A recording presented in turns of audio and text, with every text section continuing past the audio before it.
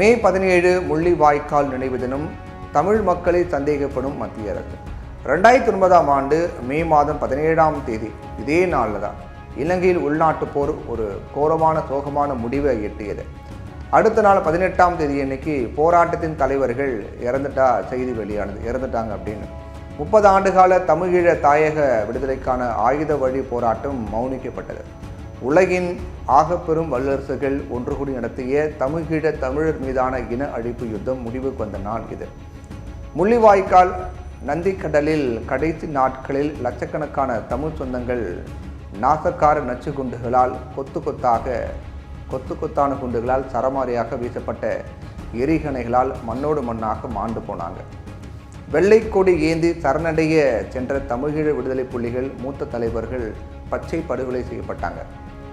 இந்த பெருந்துயரின் இந்த படுகொலையினுடைய 14ஆம் ஆண்டு நினைவு நாள் இன்னைக்கு தமிழீழ தாயக நிலம் எங்கு உணர்வு எழுச்சியுடன் கடைபிடிக்கப்பட்டது. வெள்ளைக்கொடி ஏந்தி வாருங்கள் அப்படின்னு சிலர் மூலமாக அழைப்பு விடுக்கப்பட்டு சென்றவர்களும் ஈவு இரக்கம் இல்லாமல் படுகொலை செய்யப்பட்டாங்க. உலக வரலாற்றிலேயே ஹிட்லர் காலத்தில் கூட நடைபெறாத போர்க்குற்றமாகும் இது. 15 ஆண்டுகள் இன்னைக்கு உருண்டோடி விட்டது. உயிரிழப்பு அல்லது கை கால் இழப்பு, கொடூரமான சித்திரவதை, பாலியல் வன்கொடுமை ஆகியவற்றை சந்திக்காத தமிழர் வீடுகளே இல்லை அப்படிங்கிற அளவுக்கு முகம் கொடுத்து போராடிய ஈழத்தமிழர்கள் இன்னைக்கு நடைப்பிணங்களாய் வாழ்கின்ற அவலம்தான் நீடிக்குது. தமிழியல் தொடர்பான ராஜு ஜெயவர்தன ஒப்பந்தம் கிழித்தெறியப்பட்டு விட்டது. அமைதிப்படையை அனுப்பி ஈழத்தமிழர்களுக்கு எதிராக சண்டையிட்ட போது கூட இந்தியாவை மதிக்கலை. கெட் அவுட் அப்படின்னு இந்திய அமைதிப்படையை அன்றைய இலங்கை அதிபர் பிரேமதாசா முகத்தில் அரைஞ்ச மாதிரி சொல்லிட்டார்.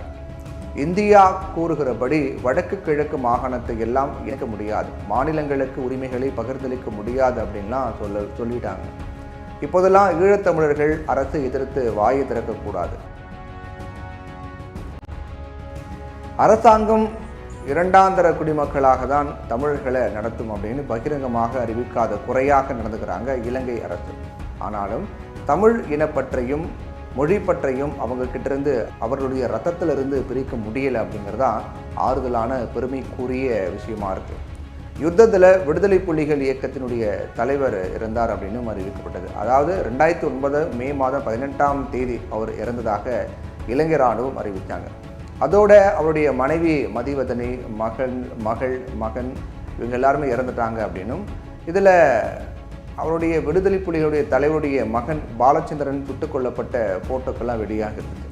ஆனாலும் தொடர்ந்து விடுதலை புலிகளுடைய தலைவர் மற்றும் அவரது குடும்பத்தினர் மரணம் தொடர்பான பல்வேறு தகவல்லாம் வெளியாகிட்டு வருது.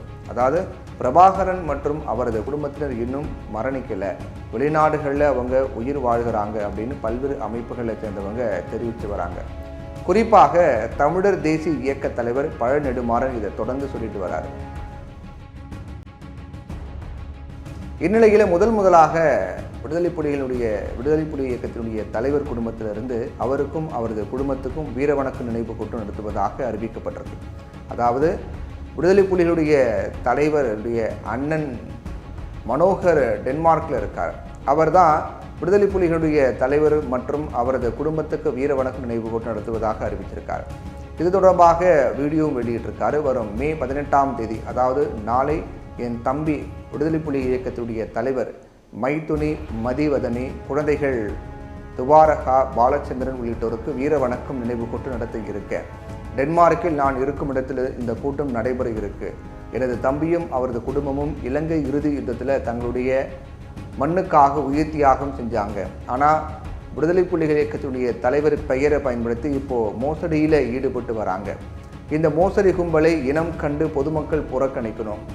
விடுதலை புலிகள் இயக்கத்தினுடைய தலைவருக்கு வீரவணக்க நிகழ்ச்சியில் எல்லாரும் பங்கேற்கணும் அப்படின்னு சொல்லியிருக்காரு. இந்த வீரவணக்க கூட்டம் அப்படிங்கிறது அவர் இறந்ததாக இலங்கை இராணுவம் அறிவித்த மே 18ஆம் தேதியிலேயே நடைபெற இருக்கு அப்படிங்கிறது குறிப்பிடத்தக்கது. இந்நிலையில் சில பேர் அவர் உயிரோடு இருக்கிறதாகவும் அவர் மகள் துவாரகா பேசியதாகவும் வீடியோ வெளியிட்டு மோசடி பண்ணிட்டு வராங்க அப்படிங்கிறாரு புலம்பெயர்ந்த தமிழர்கள். இது எல்லாம் ஒரு புறம் இருக்க, இந்தியா இலங்கை தமிழர்களுக்கு உரிமைகளை பெற்றுத்தரும் விவகாரத்தில் இன்னமும் மௌனம் சாதித்து வராங்க. முந்தைய காங்கிரஸ் அரசின் கொள்கைகளையே கடைபிடித்து வராங்க மத்திய பாஜக அரசு.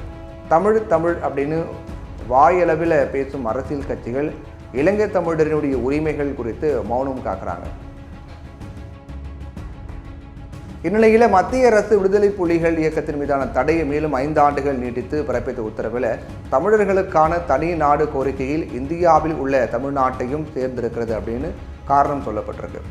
விடுதலை புலிகள் எப்போதுமே அப்படி ஒரு விஷயத்தை சொன்னதே கிடையாது, சொன்னதாக தெரில. அது போட்டோம். இங்கே இருக்கக்கூடிய தமிழ்நாட்டை பிரிக்க தாயக தமிழர்கள் எப்படி ஒத்துக்கொள்வார்கள்? இங்கே இலங்கை போன்றா தமிழர்கள் 2ஆம் தர குடிமக்களாக நடத்தப்படுறாங்க? இல்லையே. இந்தியாவுக்கு ஒன்று அப்படின்னா வட மாநிலத்தை விட தமிழ்நாடு தான் அதிக நிதியை கொடுப்பதுடன் ஆவேசத்தோட நாட்டை காக்க முன்னின்ற மாநிலம் என்பதை கடந்த கால வரலாற்றை பார்த்தாலே மத்திய அரசுக்கு புரியும். ஆனால் இப்படி ஒரு காரணத்தை சொல்கிறாங்க அப்படின்னா தமிழ்நாடு தமிழர்களை மத்திய பாஜக அரசு நம்பலை, சந்தேகம் கண் கொண்டே பார்க்குது அப்படிங்கிறதான் கருத வேண்டியிருக்கு. அல்லது இங்கேயும் ஒரு பேரினவாதத்தை நிலைநாட்ட முயற்சிக்கிறார்களோ அப்படின்னு சந்தேகப்பட வேண்டியிருக்கு.